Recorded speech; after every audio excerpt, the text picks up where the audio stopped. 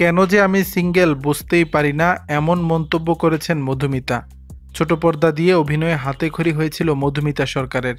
তারপর থেকে cinema, web সিরিজে সমান তালে কাজ করেছেন অভিনেত্রী। গ্ল্যামার ওয়ার্ল্ডে পা রাখার পরই বসেছিলেন বিয়ের পিঁড়িতে। তবে সেই বিয়ে ভেঙে যায় কয়েক বছরের মাথায়। তারপর থেকে একাধিক নায়কের সঙ্গে নাম জড়ালেও নিজেকে সিঙ্গেল বলেই দাবি করেন পাখি চরিত্রে জনপ্রিয় এই অভিনেত্রী।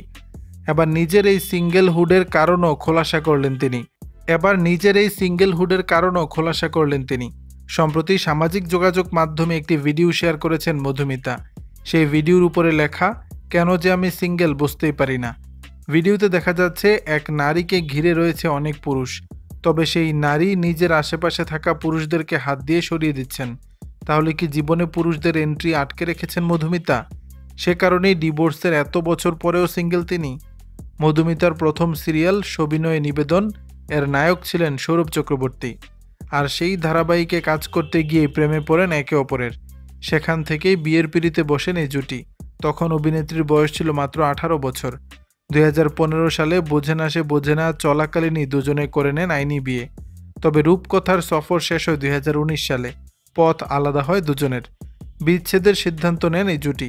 এক সাক্ষাৎকারে বিয়ে ও ডিভোর্স নিয়ে মধুমিতা বলেন, যদি আমি তাড়াহুড়া করে তখন বিয়েটা না করতাম তবে আমি ক্যারিয়ারে আরও বেশি করে ফোকাস করতে পারতাম। তবুও বলবো, সৌরভের সঙ্গে কাটানো মুহূর্তগুলো নিয়ে আমার কোনো আফসোস নেই। আমাদের কিছু ভালো স্মৃতি রয়েছে। এর আগে হিন্দুস্তান টাইমসকে দেওয়া সাক্ষাৎকারে মধুমিতাকে বলতে শোনা যায়, আমি এখন পুরোপুরি সিঙ্গেল। গত 4 বছর ধরে আমার আগে পিছে কেউ নেই, কিছু নেই। যদি আমি প্রেমে পড়তাম তাহলে খুব খুশি হয়ে সেটা প্রকাশ্যে আনতাম। দর্শক, বিষয়টি নিয়ে আপনাদের মতামত জানাবেন নিচের কমেন্ট বক্স।